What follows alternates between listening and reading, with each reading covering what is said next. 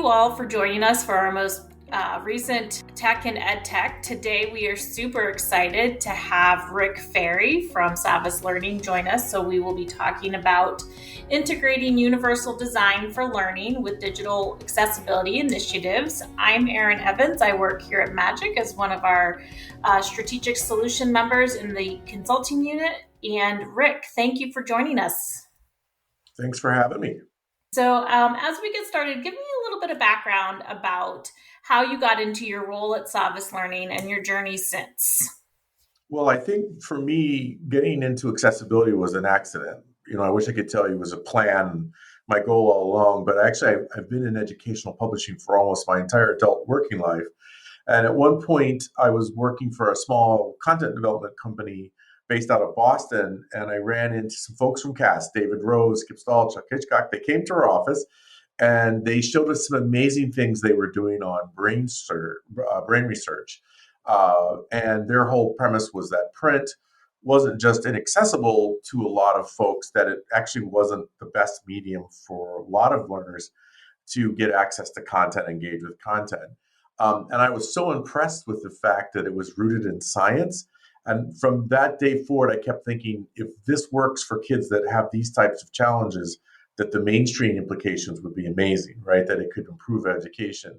So that sort of changed my trajectory into, even though I wish I could tell you I planned it, I didn't really plan it, into an accessibility and advocating for students with challenges almost the rest of my career. And so I've been in the business a while, I have a lot of different roles. But no matter whether it was in my title or not, I've always been involved in accessibility. And then a few years ago, Pearson sold off their K-12 unit, which became the Savvas Learning Company. And I had been doing some consulting, and I just missed the education market. And so they said, hey, we have an open, would you like to come back? And so I've been back 2.5 years, a little bit longer. And it's just been great. I miss K-12. I was in higher ed. I was actually in business and healthcare doing consulting work. And it's just been exciting to be back in K-12, which is my first love and the place where I feel most comfortable. So since I've been back, they've made a real commitment to accessibility. And it's sort of been a match made in heaven. Again, no great plans of mine. It's just lucky if you hang around long enough, Aaron, and you know some things, you end up being valuable folks. So I couldn't be happier with the role of the company and the things we're doing to help kids with disabilities. I love how you said you kind of fell into accessibility, because I have found a lot of people who are in accessibility roles have that same I just sort of found it mentality, right? And I think that's great, because we are all coming from different backgrounds, joining together to move forward and understanding how important it is to take accessibility as far as we can go. And one of the interesting things to me is that someone like myself, who kind of accidentally, the other population, or at least a large percentage of the population, have people that have been affected either themselves directly or loved ones.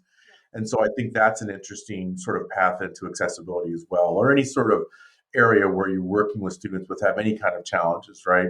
And so it's one of the gratifying things about it is being able to help those people who are coming at it from the fact that it's affecting their lives immediately and directly, either personally or loved ones. So I think that's sort of the two camps that probably make up the most of this are folks like myself that kind of wander into it, and others who have a real purpose to find out what's going on because they want to. So it's an interesting mix of people from that perspective. I absolutely agree. As we move forward into today's agenda, you did mention CAST, which I was hoping you could define for our listeners who aren't as familiar with CAST as everybody else may be. And then also, if you could just, tell us a little bit about what Universal Design for Learning is. Well, CAST, I don't know their exact history because I met them. I think CAST had already been at it a few years.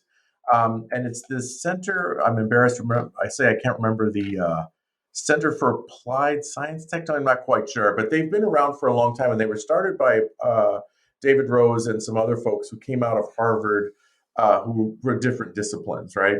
And I think what attracted me to them right away was just the way they looked at education was completely different, right? From the standard, you go to school, you learn to become a teacher or administrator.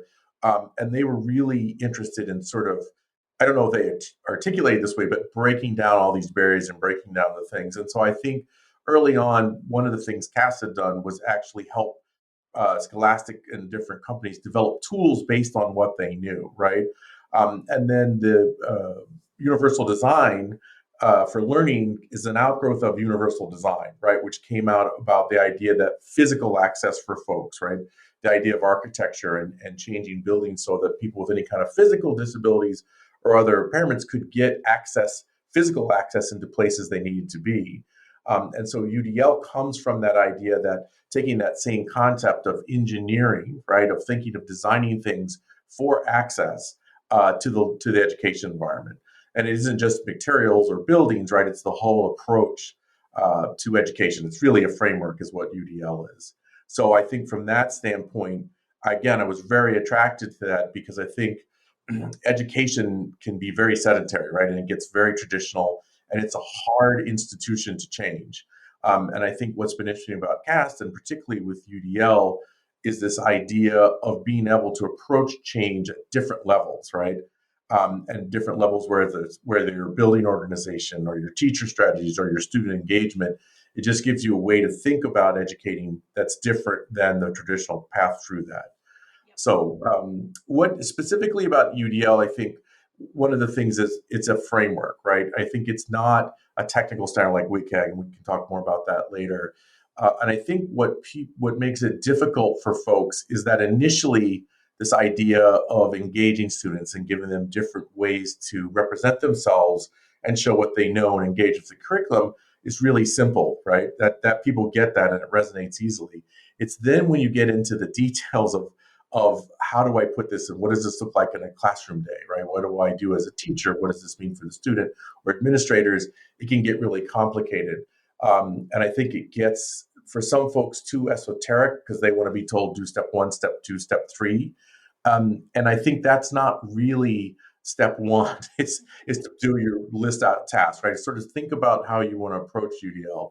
And so I think from that standpoint, it's an easy understanding about the three: representation, engagement, and action expression. That's an easy piece. That's when you get into it that folks are finding UDL a little challenging. And how does this affect my day job? What do I do as a teacher? What do I do as an administrator? What does that mean for me as a student? Is where UDL can get a little bit complicated for folks. Yeah, and that's a good segue into, talking to us about how companies, the publishing companies in particular, education tech companies, how are they currently implementing UDL in their products? Well, I think one of the interesting things, and again, this is just my perspective, you find 50 people, you'd have 49 different ones, right?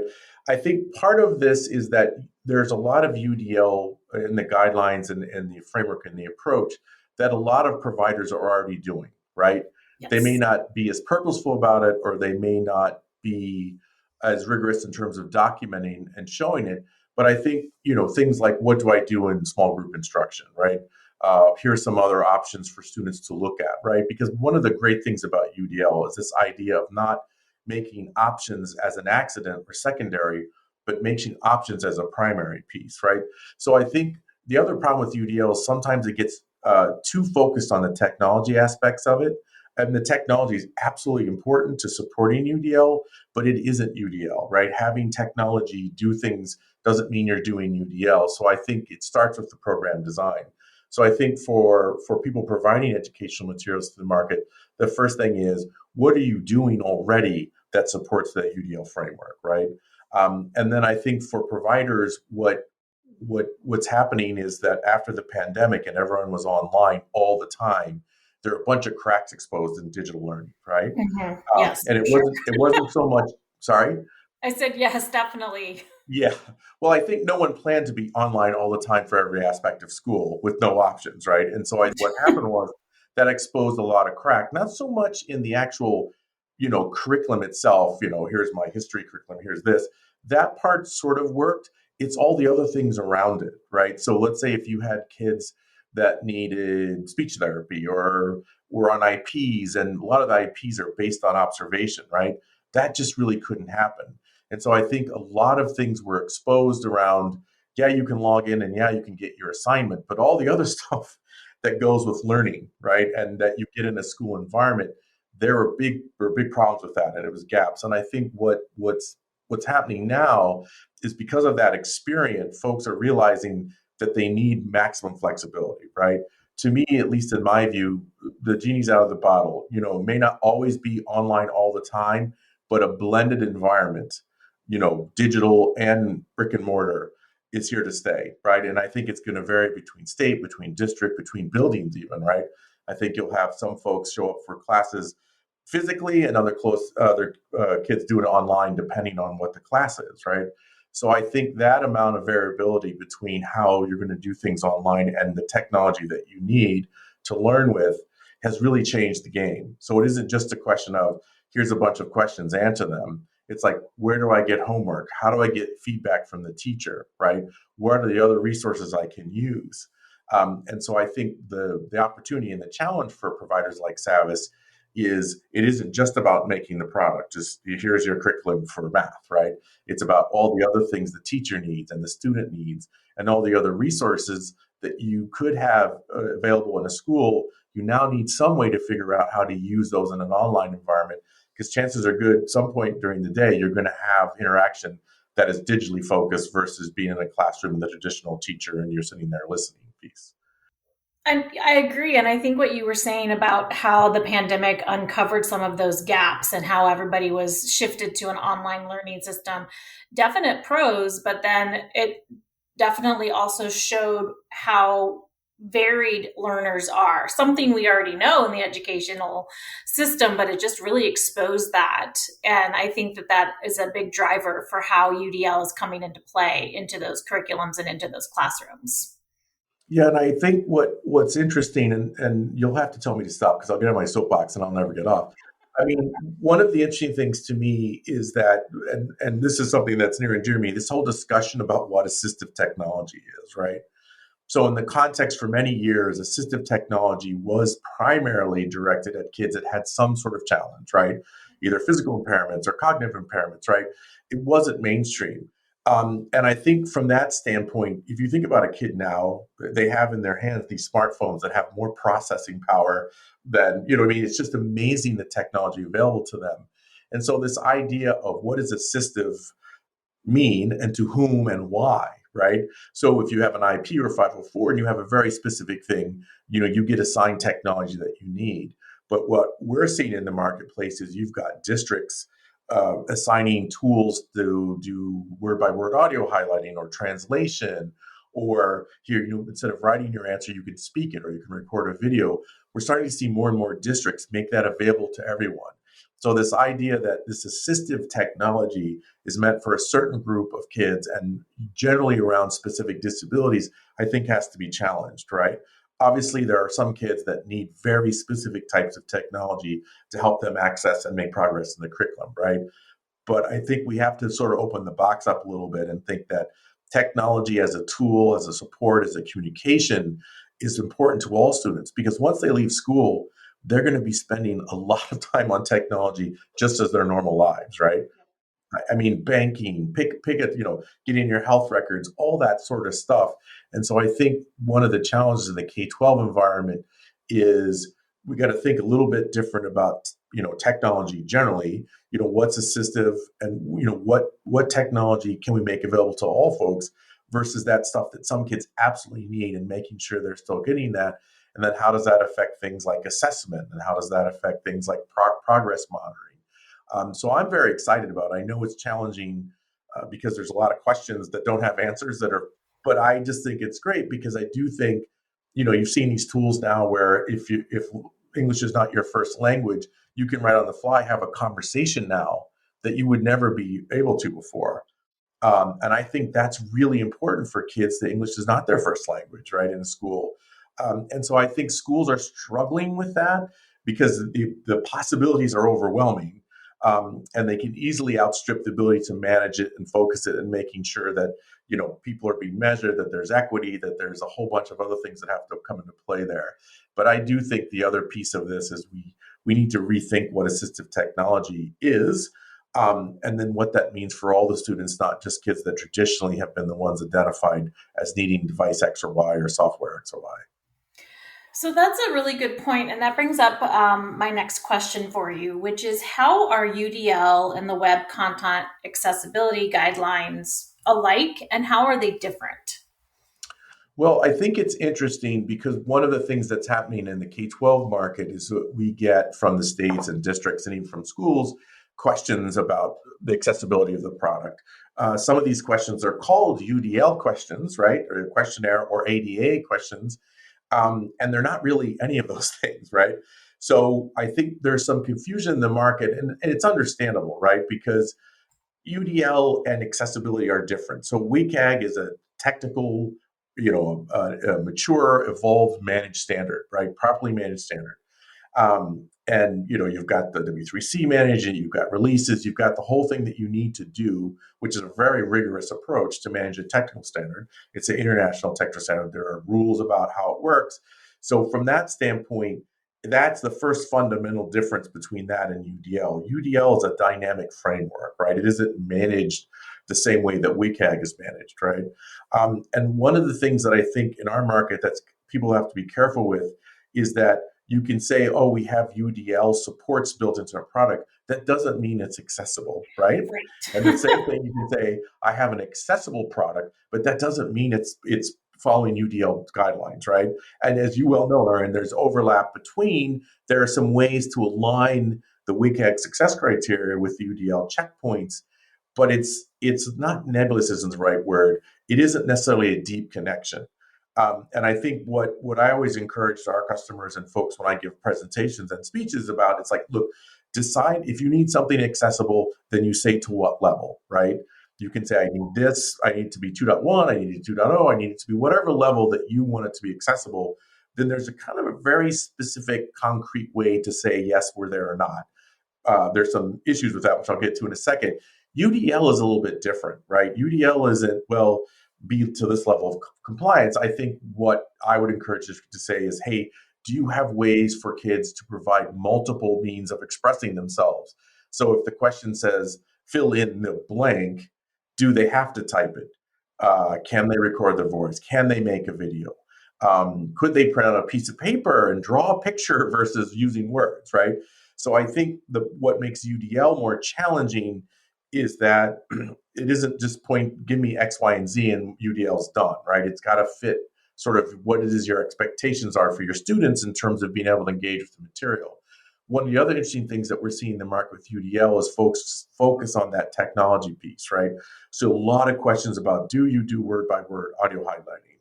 Do you do speech to text? Do you and these are all good things for students, right? It provides flexibility, but having any of them doesn't mean you're doing UDL. Do you know what I mean?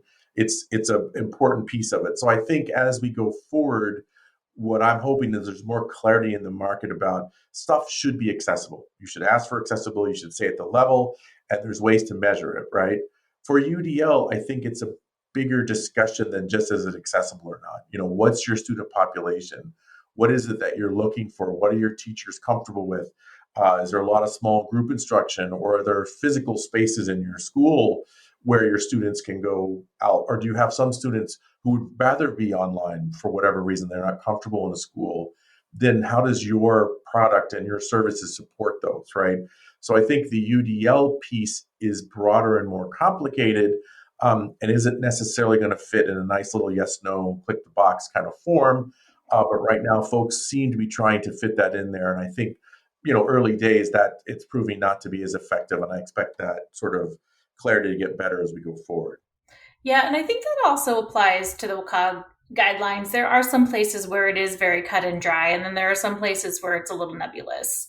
And you were talking about the text to speech or the word by word highlighting, and those are all fantastic tools to assist in learning.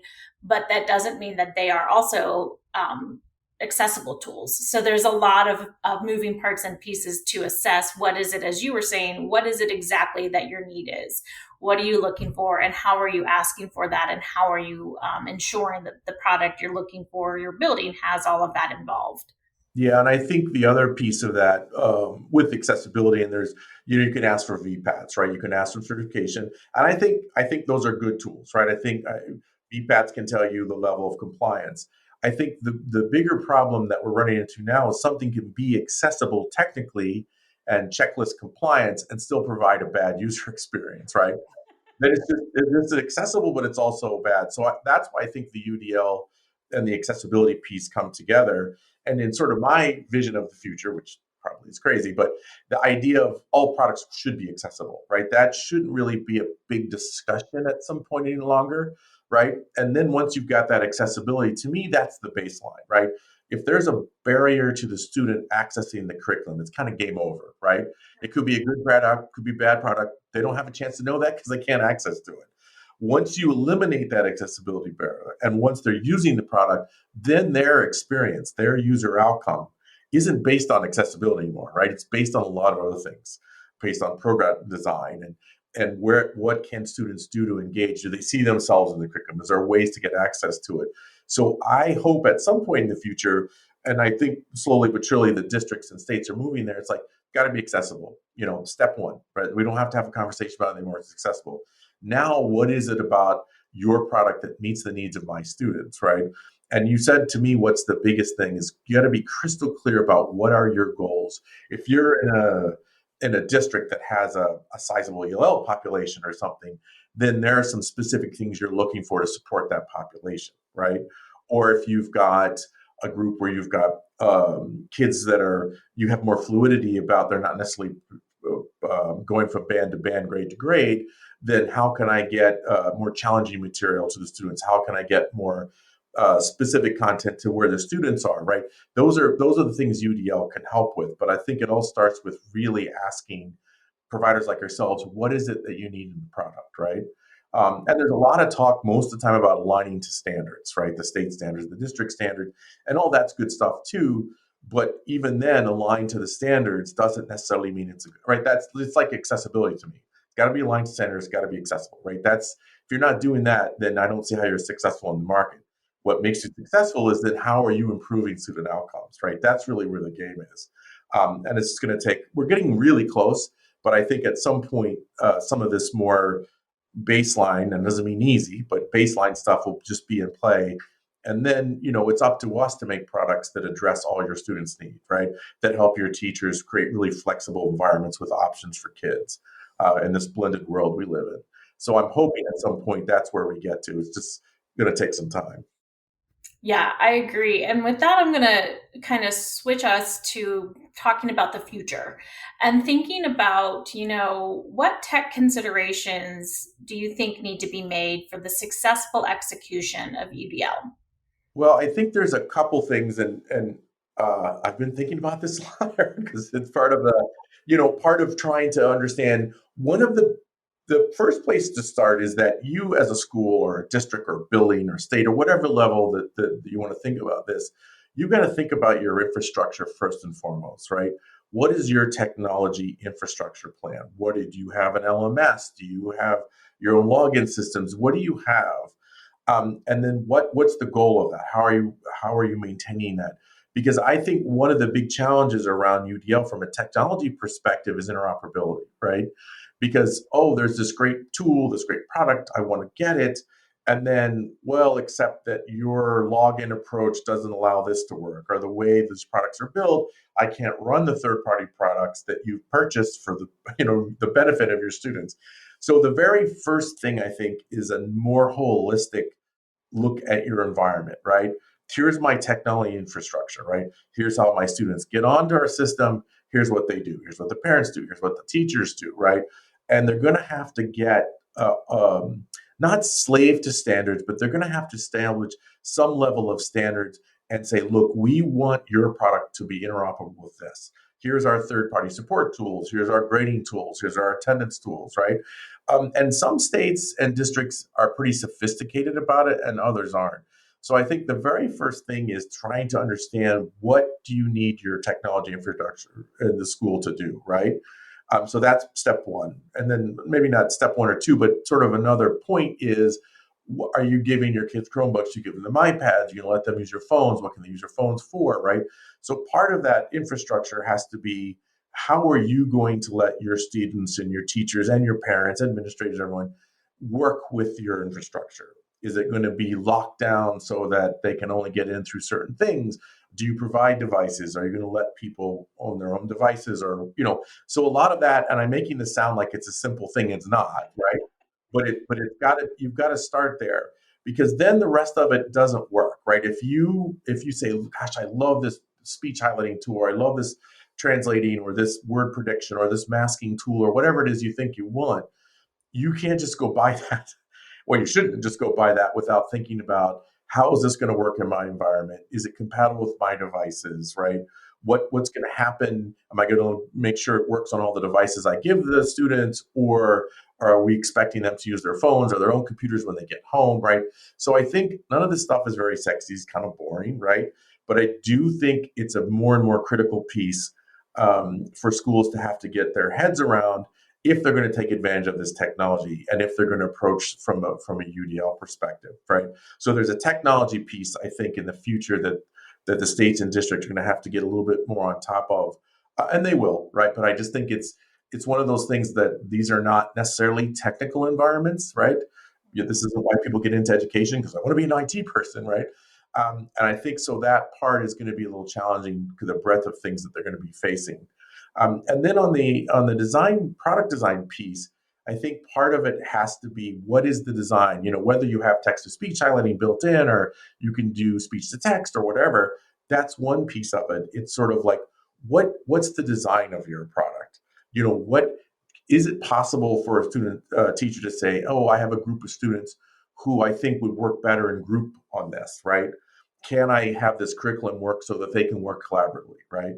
Oh, I have a student who, for whatever reason, doesn't have the right motor skills to draw, and we need to let them speak their answers. We need to let them, right? So I think part of it is, how is the curriculum set up to engage those students? Are there ways that they can see themselves reflected in this, and then get engaged in it and respond in a way that works for them, right? And so that's what I mean about the options. And that's a design. The technology, again, is important, but I just think that's part of this has to be at the product design, asking about the product design, right? How does your product support, via the UDL framework, the things I need in my district, right? I need those abilities, for students to work together, small groups. I need some folks the ability would get up and just do a presentation or record a presentation. And that's sort of a new thing right now, right? Because I think it exists, but I don't think it's been as formal, and it's baked in as it needs to be. And then the assessment piece is really critical, right? So it's great that you can give folks options to show and express their knowledge and their mastery of these things, but the teacher's also going to have to be able to assess it. And it's one thing to go through and click the multiple choice boxes. It's another thing to have to go through and watch a 5-minute video that someone put together, and then Yeah. decide, yes, they get it, they don't get it, right? So there's some challenges around the assessment piece that need to be worked out, right? So I think on one hand, there is a technology piece that the school and the district and the state have to get their arms around. And then there's a whole other piece about the design of the product, right? You don't have to ask the technical questions. It's like, explain to me how this works with a population where I have, 20% of my kids reading below grade level, right? What can you do for me then? And so I think that's where I see the future of UDL, not just I align with the standards, not just I'm accessible, but here's how I can do to match your environment and your learner profiles. All right. So one more question, and then I have our final wrap up question. But how do you think that integrating UDL and WCAG will shape or change learning as we look ahead into the next 5, 10, 20 years into the future? Well, I'm terrible at predicting the future, and I've been wrong so many times. Otherwise, I'd be making a lot of money. I think a couple of things. I think this idea of students as individuals, right, and being able to more easily, if things are planned and done properly, meet the individuals where they need to be, right? Because the whole promise of technology has been for a while in education, right? Oh, it's data driven, and I can assign students individual pieces, right? Based on the data, if they get these answers wrong, I can give them instruction to help, right? I think that model never really worked the way it could have, because I think it was too linear and too restrictive in a lot of ways, right? I think where UDL can change that is, okay, here's the questions you get wrong. Here's, what you can do get your mastery of this content. But now here's a bunch of different options for you to show that mastery, right? If you're not a verbal person, if you're a more visual person, you can go ahead and sketch this out and show us what you're doing, right? Or if you are a verbal person and you'd much rather do that than write, here's a way that I can express this piece of it. So I think this idea of data-driven instantaneous feedback to help direct instruction to kids so they can show they understand the concepts and the things they need to learn now has a chance to work better, right? Because I think the idea of it was great at the beginning, but it was such a limited response. It's like, well, here's another 5,000 things to read to hopefully you'll get your score. But if you don't aren't a good reader or reading's not your thing, that's not going to help you, right? And I think the other thing as they're updating the UDL guidelines is that the idea of finding what engages students, right? Letting them have more choice. It's not infinite choices, right? There's still rigorous standards. There's still things they have to learn, but there can be options for them to, hey, I want to learn this next, or in this particular topic, I'd like to go here, right? So I think the promise of UDL actually can make this idea of data-driven learning work because it isn't really working. It's too linear, it's too fixed, and it doesn't have the flexibility. If you have more of a UDL approach and this idea of options for students and the ability, look, and I've always felt, and again, this is getting crazy, right? This idea, get kids up at 8 a.m. right? When they're teenagers. There's been tons of research that shows they're not really firing all cylinders at 8 a.m. Let them do it at 5. Like, let them do it at different times. And I think so. I think if we can, as long as we can show rigor, right, as long as we can show mastery of concept, and students are actually learning what they're supposed to, and that can be measured, I think this idea of flexibility is really going to free up education, or it can, right? This idea of this rigid idea, I go to school and I do this at 8 and I do this at 9, I think that can be a little more fluid than it is, right? Because you still need discipline, right? You still need folks getting used to the socializing, the being responsible, to doing things on time. That part of it, I'm not suggesting should go away, but I do think the UDL layer on top of this is going to make the education a little bit more liberating potentially for the students and hopefully the teachers too, right? And a lot of that has to do with being able to use the technology successfully, but a lot of it has to do with sort of maybe be willing to think a little bit different about how your classroom works and what the student can or can't do. So that to me is the big hope for the future, is that the UDL sort of opens up the box a little bit and lets them air in where it's desperately needed. So it's not one size fits all students. There's one way to learn and it's this way, right? I think that could be really, really helpful. And that's to me the promise of UDL in the future. Finally, Rick, what advice do you have for people who work in accessibility, learning design, and ed tech? Well, first of all, it's a great field to get into, right? It's very interesting to me because I've been in education mostly, but I've left a couple times. And real business is so boring. Do you know what I mean? I think the idea of education, of trying to help people learn, right? To teach them to become better learners, to see them be successful, it's a very exciting thing to do. Look, if you want to make a lot of money, you can go into, options or the financial markets and do whatever you want.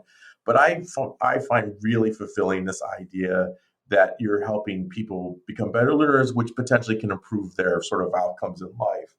And I think what's interesting for folks on the accessibility and the UDL side is that, and I believe this very firmly, and this is another thing that CAST has pushed with UDL, right? There is no mythical average learner that's happened in education in the last years. And I love the fact that UDL is aimed at the margins, right? And if you're interested in that, if you're interested in making things work for people who have potential barriers of any kind, socioeconomic, intellectual, if you can get that to work, there's always broader mainstream applications for that. And I would say start with the hard stuff. If you're one of those people that like challenges, then the accessibility, the UDL side is a good way to get into it. Because I think then you have the potential of having a much broader impact across a wider range of students, right? rather than, well, here's this one way to do this and it works for one kid. I mean, I think about my own education. I was lucky. I had a good memory, right? So back in the day, having a good memory was a huge part of being successful, right? Because all you had to do was regurgitate what you remembered and you were in good Yep. shape, right? And I think if I had to go back to school now, I'd be in trouble because after a while, it isn't just memory, right? It's other things that you have to do. So I would encourage folks who are interested in accessibility, and interested in helping folks that are on the margins is the way to go, because you're actually helping everybody in that regard, right? Those things, aside from helping those kids that have barriers that in their lives were unfairly placed on them anyway, you have the satisfaction of that. You can also know that you're helping a much broader range of folks, because those, and I've seen this over and over, the implications for the mainstream and for average students, whatever that ends up means, is always beneficial. So that's why I would encourage folks to do it. And it's very satisfying. You meet a lot of interesting people, and you're always learning, right? You're always learning new stuff. It's Always learning. right. You can always, on things like demographics and brain research, which I only understand a tiny bit when I read, but it does help me a little bit. So I think that's the other piece of this that's very exciting, is that it's not just education. There are other fields and disciplines that you sort of start to pay attention to because it impacts what you do. So that's why I would encourage folks to do it. And I'm happy to help anybody who's interested, point them in directions that they might want to consider in terms of careers. Well, thank you so much for your time today, Rick. And thank you for those of you who have listened to this podcast. We've really enjoyed having you. We hope you've learned some interesting and fun things on UDL. And Rick, again, thank you for your time. And we hope to see you all again on our next episode. Thank you, Erin.